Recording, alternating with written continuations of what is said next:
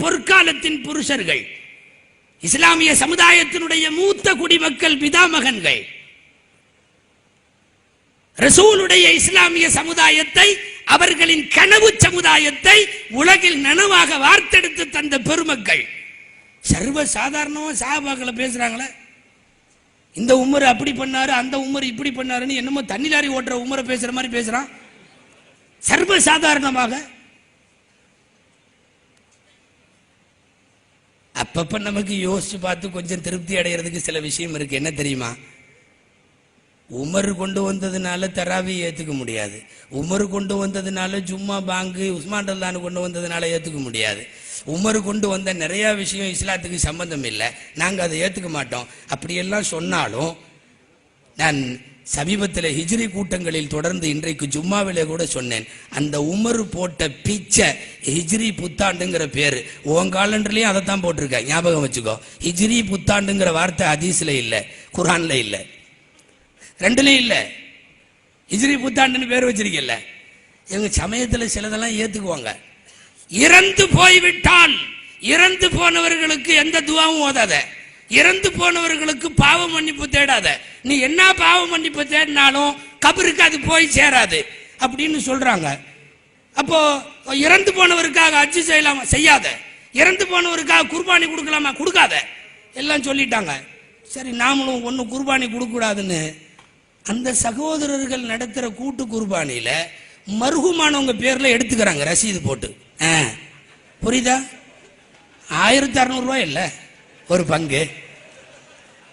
எப்ப மர்ஹூம்னு பேர் போட்டிருக்க, உயிரோட உள்ளவனுக்கு மட்டும்தான் குர்பானி போகும், இதெல்லாம் கபருக்குள்ளேயே போவாது. ஆனா கூட்டு குர்பானில எல்லாம் போயிடும், அவ்வளவுதான், முடிஞ்சது. சமயங்களில் சந்தர்ப்பங்கள் வருகிற போது உங்களின் கொள்கைகள் அடிவேரோடு மாறி போகிறது. இன்னொன்னு தெரியுமா? இந்த விஷயமெல்லாம் கூட நீங்கள் இப்படி செய்கிறீர்கள் என்கிற விஷயத்தை உங்கள் கூடாரத்திலிருந்து வந்த சகோதரர்கள் தான் பேசுறாங்க. நாங்களெல்லாம் அமைதியாகி வெகு காலம் ஆகிவிட்டது. நிறைய பேசுறாங்க. நீங்க சமயம் கிடைக்கிற போது அந்த தலங்களுக்குள் கொஞ்சம் மூக்க பொத்திக்கிட்டு உள்ள போயிட்டு வாங்க. அந்த சைட்டுகளுக்குள்ள போகும்போது இன்னும் ரொம்ப நாத்தம் அடிக்கும். என்னென்ன வசை மாறி பேசுறாங்க அந்த முகாம்களிலே இருந்து வந்தவர்கள். சஹாபாக்களை இவர்கள் எவ்வளவு தூரம் விமர்சிக்கிறார்கள் என்பதை அவர்கள் கூட இருந்து நூல் எழுதுகிற பணி வரைக்கும் ஒத்துழைத்து நூல் எழுது வரைக்கும் இருந்த அந்த தோழர் எல்லாம் இப்ப வெளியில வந்து சொல்றார். சஹாபாக்களை என்னென்னவெல்லாம் பேசுகிறார், எப்படி எல்லாம் சொல்லுகிறார், தரம் தாழ்ந்த எத்தனை வார்த்தைகளில் விமர்சிக்கிறார். கலீஃபாக்கள் ஆட்சி, அதே மாதிரி சஹாபாக்கள் பொதுவாகவே ஒரு சஹாபிகளுடைய மனோநிலையை பேசிட்டு வர்றப்ப ஒரு இடத்துல இப்படி வருது, இந்த வார்த்தை இருக்கு. எவ்வளவு பெரிய வார்த்தைன்னு பாருங்க. அடுத்த சஹாபி அவர் சொன்னாராம், இவர் எப்ப போவாரு, நம்ம எப்ப போஸ்ட்டுக்கு வரலாம்னு நினைச்சு அண்ணன் எப்ப போவான், திண்ண எப்ப காலியாகும்னு இவர் காத்துட்டு இருந்தாரு. இது எவ்வளவு கொச்சைத்தனமான வார்த்தை தெரியுமா? உலகம் முழுக்க ஜும்மாவுடைய குதுபாக்களில் ஓதப்படுகிற வார்த்தை என்ன தெரியுமா? அல்லாஹ் அல்லாஹ் ஃபி அஸ்ஹாபி லா தத்தகிதுஹு மகரதம் மின் பஅதி. அல்லாஹ்வை முன் வச்சு கேட்கிறேன், என் சஹாபாக்களை திட்டாதீங்க. அல்லாஹ்வை முன் வைத்து கேட்கிறேன், என் சஹாபாக்களை திட்டாதீர்கள். அருமைநாயகம் ஸல்லல்லாஹு அலைஹி வஸல்லம் சொன்னது. லா தத்தகிதுஹு மகரதம் மின் பஅதி, எனக்கு பின்னால் நீங்கள் திட்டுவதற்கும் வசைபாடுவதற்கும் உள்ள பொருளாய் சஹாபாக்களை ஆக்காதீர்கள். மானபங்கப்படுத்த சஹாபிகளை கையில் எடுக்க வேண்டாம்.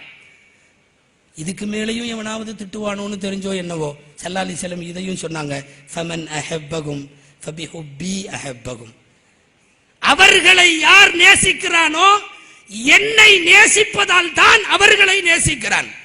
அவர்களை யார் திட்டுகிறானோ, அவர்களை யார் வெறுக்கிறானோ, என் மீது உள்ள வெறுப்பினால் தான் அவன் அவர்களை வெறுக்கிறான்.